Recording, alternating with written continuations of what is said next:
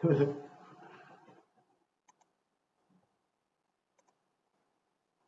evening, everyone, and welcome to another night of live Penguin TV. My name's Megan. I'm going to be your host, talking to you about all things penguin tonight as we watch the world's smallest species of penguin come out of the water, crossing the beach up to their burrows here on Phillip Island. Tonight, I'm joined by Michael. What are you going to be doing tonight, Michael? Hey, everyone. Thanks for watching.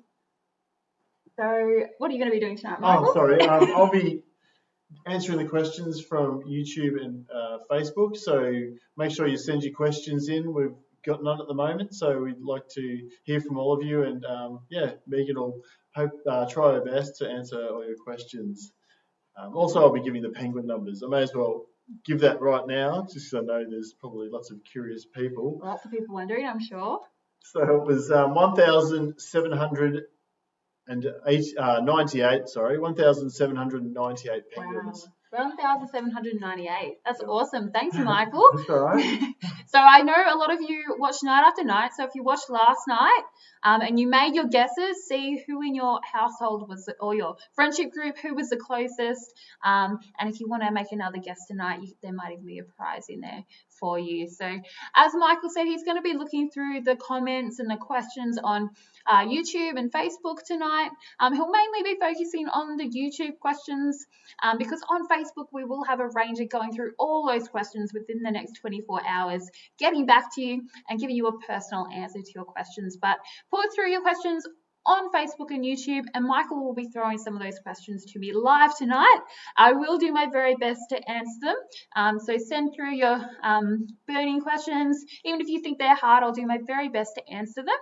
And we have a couple of geese up on the highway camera. I know you all really love your geese, all of our Waddle watchers, so I might just watch them for a little bit while there's no penguins. So this is a little goose family. Those two in the middle are the adults, and the two behind them are the chicks, and they are almost as big as their parents because these goslings are getting quite old now. Soon they'll be looking almost exactly the same as their parents, and they'll be ready to leave and fend for themselves. So that's nice to see a little goose family. Hopefully they don't have any disagreements with our penguins tonight. We don't need another goose gate, as entertaining as that was. We want our penguins to be able to get to where they need to go. And speaking of, so where our penguins are right now, they are out here in the water. So I might scroll over to the ocean and we'll have a bit of a look and see if there are any penguins. We do have Sally counting the penguins tonight, and she's told us that there are some big rafts out there. So we'll have a bit of a look. And if you haven't watched Live Penguin TV before, welcome. And what a raft of penguins is a group of penguins getting ready to come onto land. And they form these rafts because crossing the beach to come back to their burrows tonight is the most scary part of a penguin's day. We call this their dangerous dash. So before they come out of the water, these penguins are forming these groups for safety in numbers before they cross the beach. We'll have a bit of a scroll across, and I think there's some out. I think I can see some black lines. So we're looking for a black line or a shadow on the water. They are called a raft because that's kind of what they look like, a little raft floating on the surface. And I think I can see one here. Sorry, it's a bit dark tonight, so having a bit of trouble focusing. I might zoom out a little. Sorry guys, they're a little bit hard to see, but it looks like we have a few rafts across the water. There's one really obvious one right in the middle. And what we can see there, what that little black line is the penguins' heads poking out of the water as they're looking up at the horizon where our cameras are, because they're looking, waiting for it to get dark before they come out of the water. Because as dangerous as that dash is, it is a lot safer for them once it gets dark. Because penguins, when they come onto land, are worried about big predatory birds. So things like sea eagles, Pacific gulls, swamp harriers that might want to make a little penguin into a snack. So once it gets dark, those birds can't see to hunt, so they go to roost for the night. And that's when it's safest for our little penguins to cross the beach. And they are starting to move closer and closer because it is quite dark already. It's a little bit overcast here on Phillip Island tonight. It was a bit brighter last night, so penguins didn't come in till about 12 past 8, but I think they're going to be a little bit early tonight. Our penguins don't have little watches that they go by.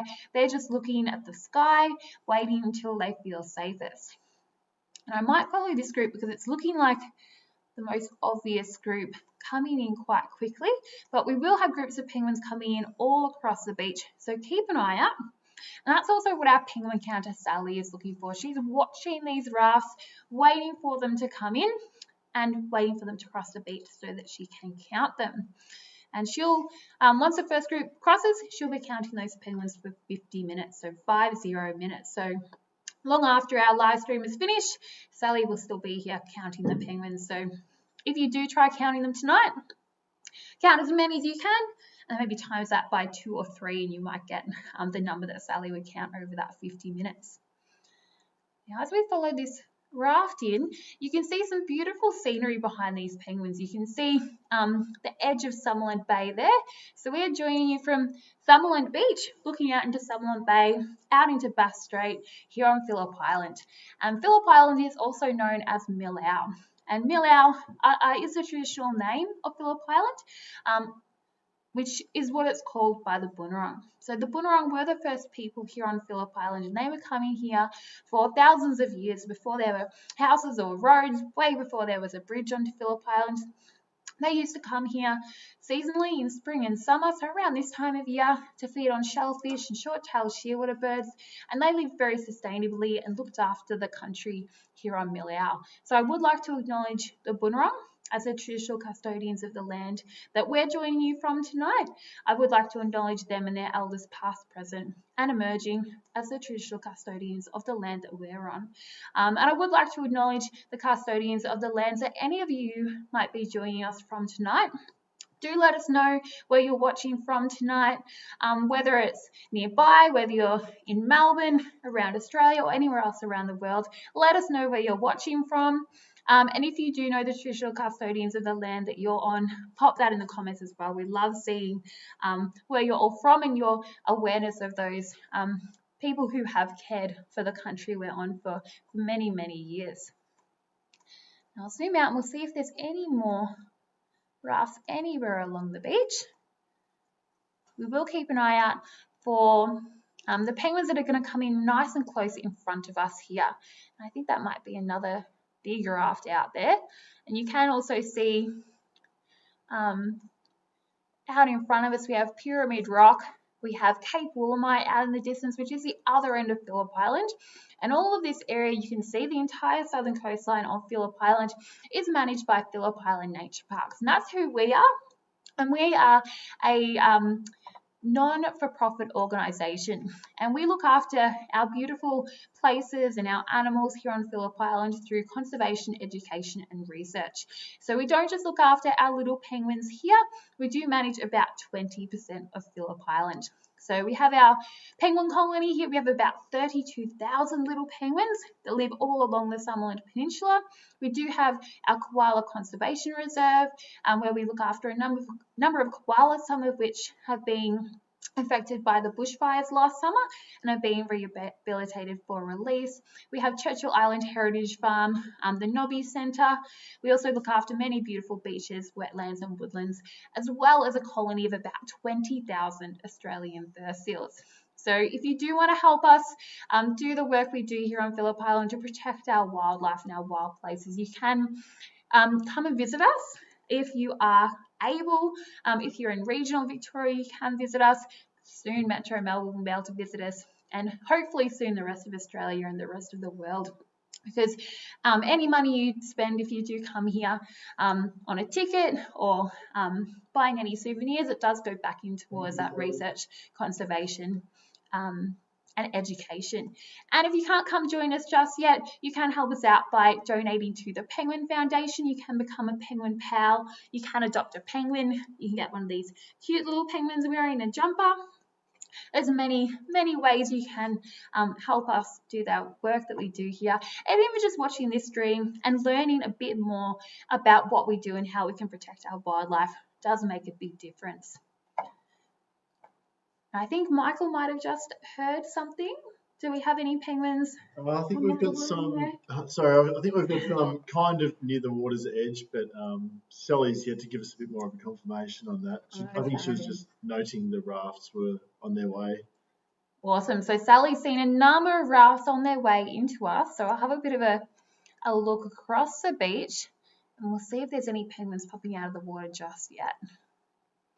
Sometimes they do like to sneak up on us and come out somewhere different to usual, but there are about 5 main pathways all along this beach. So the penguins could come from anywhere. So we'll try and see if we can spot the first group as they arrive. But the first place we will usually see the penguins is just in front of where our camera is here. And this is our main penguin pathway. So we do have about 60% of our penguins coming in and crossing at this point on the beach. So I think this is where we'll keep a bit of an eye out for our penguins until Sally tells us if there's anywhere else. Oh, I think that's a raft swimming in. We might try and follow these guys. And once they decide they want to come in, they're very fast. Yep. So we've got some heading towards Penguins Plus right now, Sally just mentioned. Awesome. I think that might be the ones we just spotted.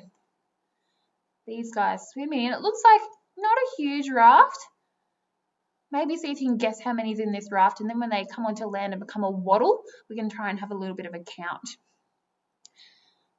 And last night they were being a little bit funny. They were going in and out of the water, a bit indecisive. And Jordan was saying, oh, they're a raft, they're a waddle. And one of our lovely viewers suggested we call them a roddle. If they can't decide what they want to be, a raft or a waddle. So right now, these guys will be making a sound I am sure most of our waddle watchers know too well, and that is a huck. So they'll be talking to each other going, huck, huck, huck, huck, huck. Can you give us a huck, Michael? Lovely. They'll be talking to each other, hucking away, trying to decide whether it's safe to cross the beach or not. So they're on the lookout for any birds flying overhead, making sure it's nice and safe before they make that dangerous dash across the beach. And there's still a few penguins in the water. They haven't all come up onto land yet. They're a little bit unsure. They look like they're making a move. They're a little bit more decisive than last night. And that's, again, probably because it's a bit darker. And I was totally wrong when I said that they were coming earlier, because penguins always like to prove us wrong. But this is actually later than the time they came in last night. Oh, and I'm going to switch to the highway camera really quick because there's a little mothers group heading out. I hope I'm quick enough. There we go. So 5 penguins, and those are what we call shell gritters. So these are some mothers-to-be, and they're not lost, they're not going the wrong way, and they're not headed out to sea. These penguins are actually headed out to the beach to eat some little pieces of shell because they're developing eggs. And developing eggs takes a lot of calcium. So those shell gritters are headed out onto the beach to munch on some shells and get that added calcium to help build the shells of their eggs. So we might see those guys a little bit later as they come down onto the beach. And I think they're kind of saying that these penguins crossing the beach are a bit late, which is what I thought as well. It's very dark. The shell gritters are feeling safe, and these guys look like they're starting to make their way across the beach. And we have lots of rocks visible, which is going to make it a little bit harder for us to see the penguins, which is what the penguins like. So it might look like they're struggling a little bit, climbing over the rocks, but it actually gives them a bit of added camouflage. So Sally just mentioned that there was about 20 in that first raft. Awesome. About 20 in that first group. Did anybody guess close to that? Let us know in the comments if you think you got the closest. So it is a little raft, but they're the first brave penguins getting ready to cross the beach, making their way across. And Sally seems like she's super keen to count these penguins tonight. She probably tried to count them a little bit further back where there were less rocks, just hoping that they didn't run in them back into the water, because if they do get a fright, they will run right back in the water. If a bird flies overhead, it doesn't really matter if it's a predator or not. The penguins will be very cautious. They'll run back if they feel threatened, but they're powering ahead. They look like they're feeling nice and confident, and they're almost all the way across the beach, up along the rocks. And they are really good at climbing over these rocks, because even though they have that funny little waddle, and if you do want to try waddling like a penguin at home, the reason they waddle is because their knees are fused together. So they can't really bend their knees when they walk. So they just kind of stretch their legs out, lock their knees in, and move their body weight side to side. That's how they move. And they'll just lean forward a little bit, and then you'll be able to waddle like a penguin. But they, as well as that funny walk, they do have very sharp claws and a very low center of gravity, which gives them really good balance for climbing and clambering over these rocks. And they can actually jump about their own body height. So they don't have too much trouble getting home along these rocks. We do actually have another colony of penguins not too far from here near Melbourne in St Kilda, and they live on a man-made breakwater, which is a whole wall of rocks. So penguins are not afraid of a little bit of climbing or manoeuvring over the rocks. The penguins at St Kilda actually make their nests in between big boulders.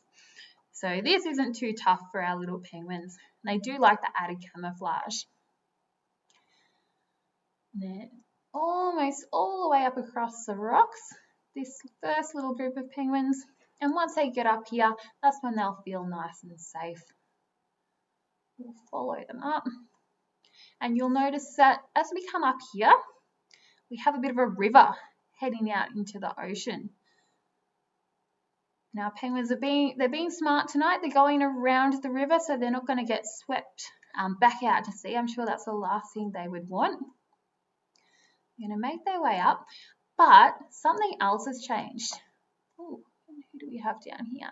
Oh, there we go. There's our shell gritters heading out to sea. So we might see them as they're looking for some little bits of shell. You can see them leaning over, pecking at the ground.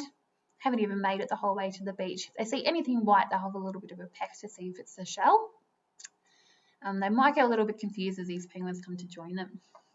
But what is missing here is our swimming pool. And if you are one of our lovely Waddle watchers who watches night after night, you would have seen this swimming pool. It's been here almost the whole time we've been running the stream.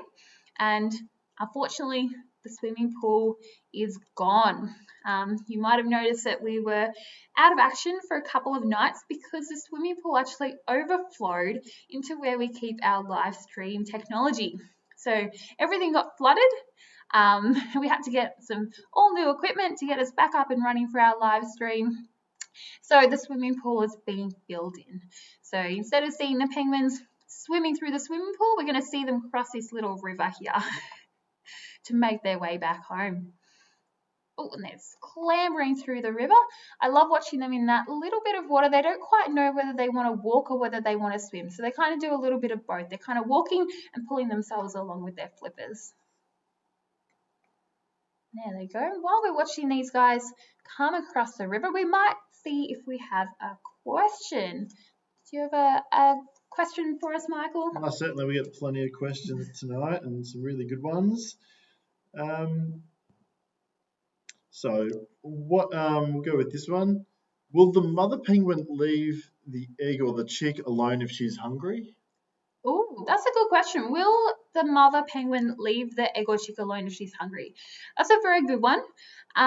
So usually the male and female penguin will take it in turn sitting on the eggs and looking after the young chicks. But if the male penguin, or the other way around, if the female penguin is out at sea for a bit longer than expected, if they're having a bit of trouble finding food or if something happens to them, sorry, I might zoom out a little bit here. We might go over to the highway camera. And if the adult sitting on their eggs or looking after the chick does get very, very hungry, they will head out to sea because their survival is extremely important. It's very difficult for a penguin to get to adult age. It's very difficult learning to grow up really fast, learning to be really good at fishing. So if a penguin has to, it will leave its eggs and chicks and head out to sea, but it will come back. And usually, even if a penguin has to leave its eggs unattended for a few days, they can come back, they can sit on those eggs, and those eggs can still hatch. So we've seen some eggs be abandoned for up to 7 days, up to a week, I think is the record that our ranger Elizabeth has seen. And those eggs still hatch. They just hatch plus those 7 days that they were abandoned. So instead of taking about 35 days, they took just over 40 days to hatch. So if a parent needs to, they will prioritise their own survival, but they'll always try and come back to look after their eggs if they can. And I did see something very touching recently, and while I tell you this story, we might just go and have a bit of a look. And I think there's a big group of penguins coming out of the water. So in one of our study sites, which has, oh, there we go, that's a big group. There's a number of burrows there that myself and Jordan check regularly. And there was this one nest where two penguins had paired up, and the female had laid an egg, and the male had come in and was sitting on that egg. And she had only laid one egg, which we thought was quite strange, and we hadn't seen her since she laid the egg. But the male was diligently sitting on it. And later we found out that unfortunately the female hadn't survived. But that male, he sat on that egg, he stayed there for days and days. He would go out to sea, he'd feed for a little bit, then he'd come back and sit on his egg. So penguin parents are really, really dedicated. They will spend as much time as they can trying to make sure that their eggs or their chicks survive.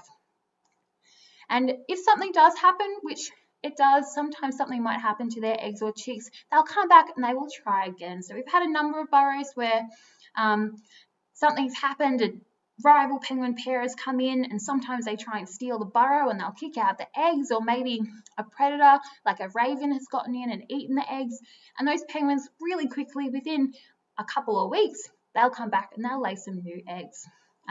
So if something does happen, not all hope is lost, and our penguins are having a really good breeding season this year. So they're recovering really quickly, they're doing really well, and almost all of our eggs and chicks are actually surviving. And we have a lot of them getting ready to fledge very soon. Hopefully we'll be able to see some of them tonight.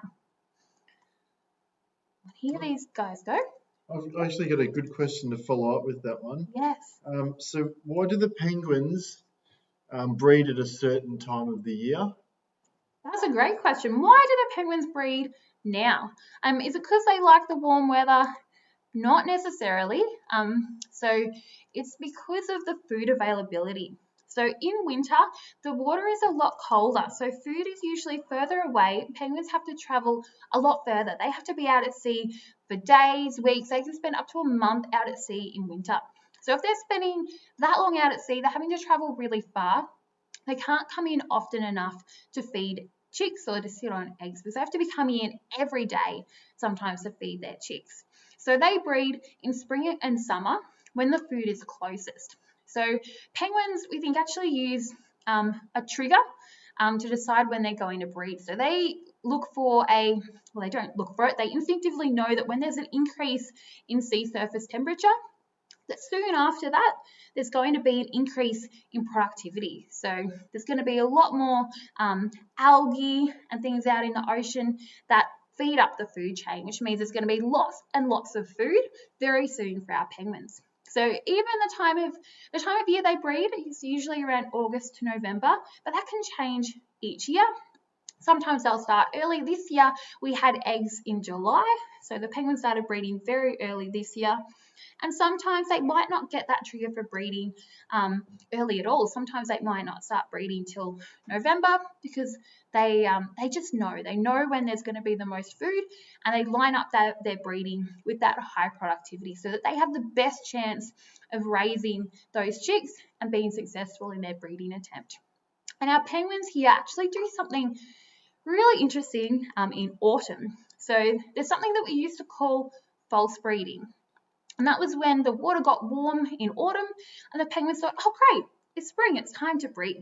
And they would try to breed, but most of the time that wouldn't be successful. I'm going to switch over to the highway camera because there's a few penguins coming past here.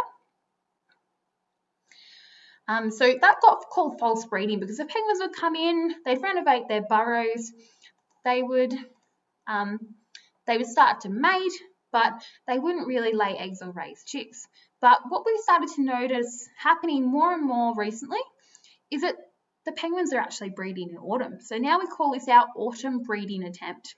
And last year, the penguins had a really fantastic autumn breeding attempt. So they can use that if they have a poor breeding season to make up for it in that autumn breeding attempt, or just if conditions are good. The penguins can finish their summer breed, they'll come in, they'll molt, they'll lose and replace all their feathers, they'll fatten it up again. Oh, and there goes a rabbit. And then they might be able to do an autumn breed. And we're thinking that this autumn breed is happening more and more because we are seeing an increase in our sea surface temperatures, which in the short term looks like it's actually being quite good for our penguins. It's allowing them to breed more and more. We might even see them breeding all throughout the year. But that's just down here on Phillip Island. Some of our penguins are a little bit further up north are struggling a little bit with some of those higher temperatures. And I did say maybe penguins like the warm weather, but when you think of penguins, I'm sure you think of penguins living in ice, living in places like Antarctica and where it's really cold. And that's where you find those big penguins so that they can stay warm. We have little penguins here. They're really small, only about a foot tall, so that they can try and stay cool when it does get really hot here in Australia, when we have 30 or 40 degree days. But they are still penguins, so anything over 30 degrees, our penguins do struggle a little bit. So we have seen when we've had heat waves in summer, our penguins don't always fare as well as we would hope. Sometimes they do get a little bit stressed from the heat. And we might go over to the boxes, some of our penguin burrows. We'll follow these guys across because we do build some burrows for our penguins. So you might have seen some holes in the ground around, and those are a natural penguin burrow, but we also build some little wooden boxes for our penguins to live in. And we do that where the ground is a little bit hard or has been disturbed by people, where there might have been a walking track, a house, a road, to help the penguins come back to those places.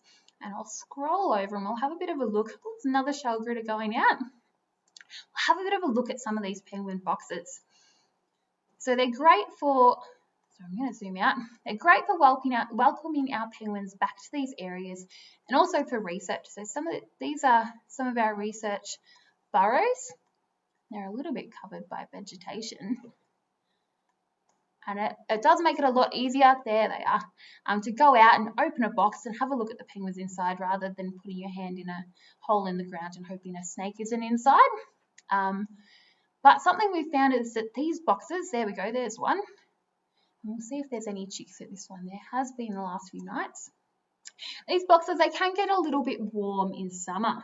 So they're not as well insulated as a burrow in the ground covered by vegetation. So you'll notice some of these wooden boxes actually have branches on top.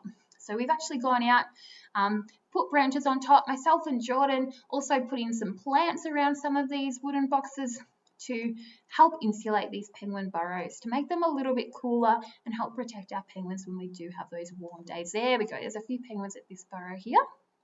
We'll zoom in. Now, are you guys adults or are you chicks? So as we do start to get further and further into the breeding season, it's going to get a lot harder to tell the difference. So chicks are generally brown and fluffy, but as they get older, they start to lose their brown baby fluff and get their nice, beautiful blue adult feathers. I don't see a bit of fluff on these guys. But once the chick is about 8 to 10 weeks old, they'll lose all their fluff.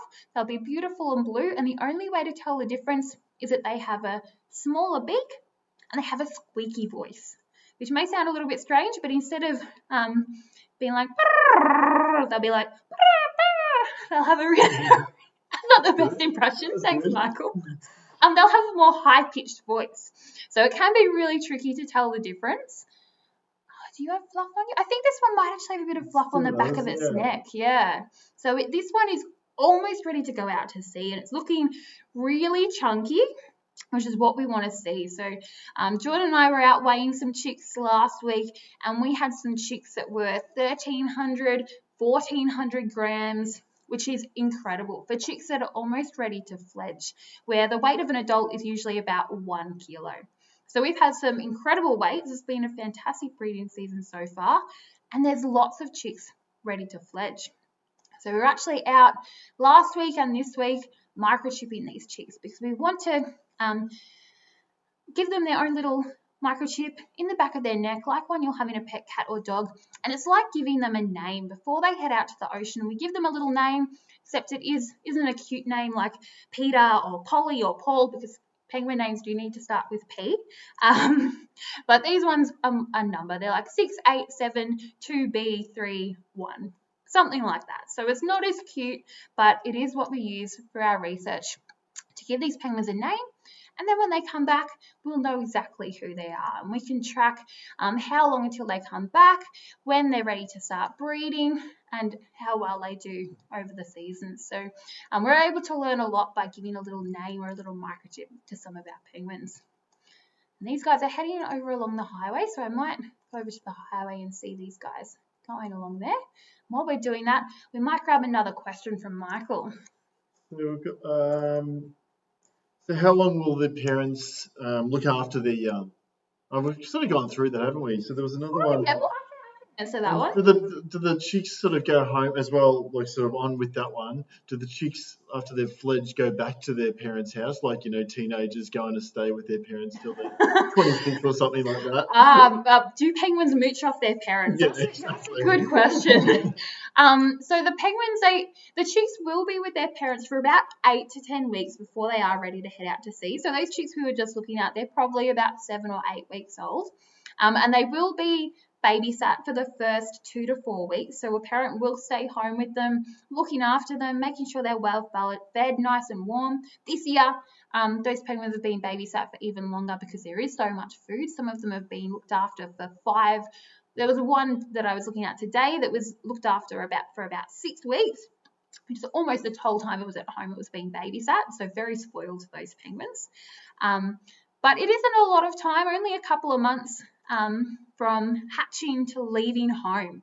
And then penguin parenting does get a little bit harsh because mum and dad don't take those penguins out and teach them how to find food. Oh, there's a lot more on the rocks here. We'll see what they're doing, and some more coming in. Pretty much once those chicks have lost their last little bit of fluff, so those ones we were just looking at, mum and dad may not be coming back to feed them because they're pretty much adults. They are ready to go out into the world on their own. They don't get to mooch off their parents. Mum and dad will just stop coming back to feed them till they get the hint that it's time for them to head out and be adult penguins. And one morning, they will just follow the penguins that live around them out to sea, and they'll have to learn to find food all on their own. They'll have to learn how to be a penguin. And they'll spend pretty much their whole first year of life out at sea, figuring it all out, getting really good at finding food. And then they'll come back a year later, and they usually come back around breeding season. They just come in, have a bit of a look around, make sure everything's still as they expected, and then they'll go back out to sea for another few months until they have to come into molt, and then they'll come back the following breeding season. And that's when they'll usually breed at about 2 to 3 years old. So they'll come back and they will try to find a home. So they'll try and find a burrow. They might try and go back to live with mum and dad, but that's usually not going to work for them. So particularly the male penguins, they'll be the first ones to come back at the start of the breeding season, looking for a place to call their own, a place to woo the ladies, if you will. And the young males, they'll come back, and they'll come back to the same spot where they were born. And they'll be looking around, trying to find somewhere nice to live, to make their bachelor pad. And they might come back and say, oh, this is where I was born. I'm going to make my burrow here. And then their dad might come back and be like, no, this is my home. I'm here with the missus, or he might even have a new girlfriend for that breeding season because our penguins don't mate for life. And that little penguin will get kicked back out again, and he'll have to go find his own home. But he'll usually stay within about 45 or 50 metres of where his parents live, looking for a box or digging his own hole in the ground to make his burrow, where he'll make it nice and cozy and try and impress a female to be his partner for that breeding season. So it isn't easy for a little penguin. They're not like us humans. They don't get to come back year after year and live with mum and dad, but they don't come and they don't help mum and dad raise the chicks. They have to come back and they have to fend for themselves, which may seem harsh, but it's they have to grow up very quick and learn to be a penguin and do it all on their own. And there's stacks of penguins now going through the river and up into their burrows through what used to be the swimming pool. If you think you've had a go at counting how many have come in, give us your guesses. Oh, and there's a couple more penguins going back along the penguin highway, a couple more shell gritters going the wrong way as well. I'm very impressed to see so many shell gritters as it is getting a little bit later in the season. So I'm thinking that these guys may have actually already fledged chicks. So we have had a lot of chicks already leave us, already head out to the big ocean on their own. And these might be some parents who are having a second go. They're having a second clutch of eggs, which they'll raise, and so we'll probably have lots more chicks fledging around February. So we've seen in some really, really good seasons, penguins even having up to 3 clutches. So they'll usually lay 2 eggs and raise 2 chicks. If they can do that twice or 3 times, they're doing a fantastic job. They might be able to raise 4 or more chicks in a season, where our long-term average is about 1 chick per pair. In a good season, I think last year we had 2 chicks raised per pair on average, which is really good, because it is a really tricky thing raising these little penguin chicks to adulthood. And we'll go back to the highway cam. And while we do that, we might grab another question from Michael. And how long do we have left, Michael? I think we've gone way over time. Have we? Yeah, We just love talking about penguins so much. Yeah, you've been doing a great job. I've been thoroughly enjoying what we've been talking about. You're telling some nice stories. Thanks. Thanks, Michael. Well, we'll grab a couple more questions then if we don't have long left. I'm sounding like Jordan now, talking way over time. So, you've talked about that one. These guys are running along the highway. You can see why we call it the Penguin Highway. This is the highest traffic area of the Penguin Parade, this Penguin Highway. So when you guys can come back to join us, you can just walk along the boardwalks alongside our penguins, along the Penguin Highway for a long time. And some people do ask how quickly our penguins can waddle. I don't really know the answer to that. I don't think anyone's ever studied how fast a penguin can waddle. I've seen you guys asking it. Do you have a theory, Michael? We'll have to get a police radar detector, maybe. Ooh, or a speed camera. Yeah, that's not a a bad idea. We could have a speed camera and a way bridge. I know that the way Jordan likes to answer that one is that she's had to chase after an injured penguin to take it to the wildlife clinic, and it was faster than her. So they can go pretty fast. Faster than Jordan. Hard, though. Sorry, Jordan. So did you have a question for us, Michael? Yep. So we've been talking about you checking out the burrows. So if a parent didn't come home and there was an egg in the burrow, what would you do? Would you take it out and incubate it, or would you just leave it there? So that's a good question. So our penguins here are wild animals. They're not in captivity. We don't interfere with them apart from collecting data for research. So if we do see an injured penguin, usually that's something that is caused by humans, and we will take it to the clinic to rehabilitate it for release back into the wild. But if we see an egg that's abandoned, we won't do anything. So we don't intervene, and that's because it's a natural cycle. Sometimes there isn't enough food. If the parents can't find enough food to raise their eggs or to raise their chicks, then that means that there's not enough food for those chicks to be able to survive out in the wild. So the parents know what they're doing. They know when there's enough food for them to come back and raise eggs and raise chicks, and they know when it's might sound a little bit sad, when it's time to call it quits, when their survival is the most important thing. So we won't interfere with that natural cycle of breeding, because the penguins have it pretty down pat. They know what they're doing, and if something does happen and conditions pick up, or conditions are good and something out of the ordinary happens and an egg doesn't survive, the penguins will give it another go, and they'll have another clutch, and they'll be able to recover from that. They don't really need our help, and we don't really want to interfere too much, because we don't want the penguins to be reliant on us either. We want them to continue to be a wild population and a flourishing population as well. And we still have lots coming in. I might zoom out a little bit so we can just see if there's any more crossing the beach. Ooh, and there's a very big group crossing through the rocks there. I'll zoom in on these guys. And this is the time if you want to test your counting skills, to give it a bit of a go. You kind of want to look for the little white bellies through the rocks, because it can get a little bit tricky, especially as it gets darker. Ooh, I'm having a little bit of trouble focusing. So give us your guesses if you think you can see how many is in that group. What do you reckon? I'm going to guess maybe 35. But I'm not very good at penguin counting. That's why I'm here talking to you guys. Sally's a much better penguin counter than myself. But send us through your guesses and we'll be able to let you know tomorrow night as well how many penguins came in tonight. I know you guys love hearing how many penguins have been coming in, and it looks like tonight we've had a lot. So we're nearing the end of our stream for tonight. So we might grab one more question before we go.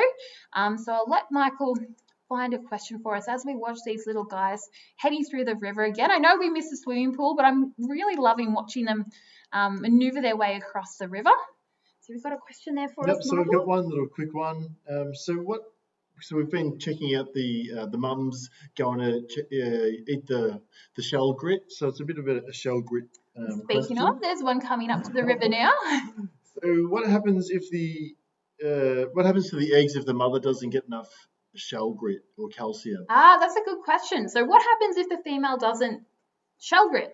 So interestingly enough, not all female penguins will shell grit. So some she's swimming down the river. That's adorable.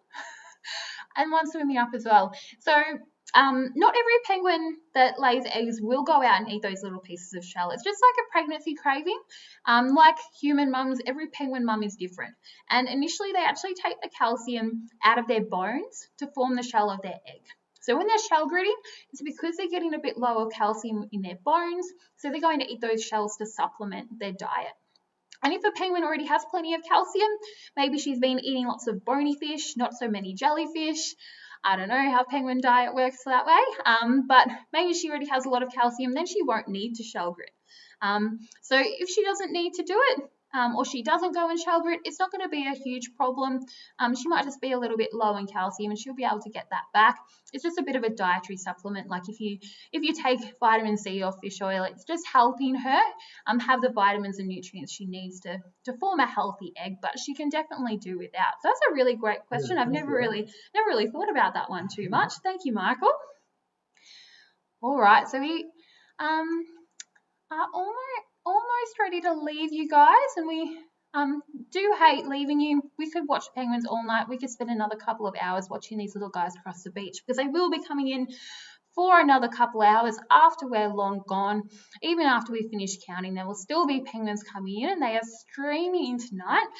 But we will be back again tomorrow night. You'll have Michael and myself with you again tomorrow. You'll have me for the whole rest of the week. So I do hope that you guys don't get sick of me. But remember, if you do want to help look after our little penguins and our wildlife here on Phillip Island, we do hope to be able to welcome you back really soon when it is safe to do so. So we hope to see your smiley faces here at the Penguin Parade sometime soon. If you would like to help us out, any spare change you have, you can donate to the Penguin Foundation. You can become a penguin pal, you can adopt a penguin, you can symbolically name one of these little guys, see if you can spot your penguin crossing the beach each night. And if you didn't get your questions answered tonight, we'll be going through and answering those on Facebook, and tune again tomorrow night. Keep asking those questions. We love answering them. We love talking about penguins. So we hope to see you all back here again tomorrow night. I hope you've all had a fantastic evening watching our little penguins crossing our beach here on Phillip Island. So I think we'll finish off with a bit of a hug, shall we, Michael? Yeah, no, Alrighty, see you guys. Thanks for tuning in. Thanks for watching. Hug.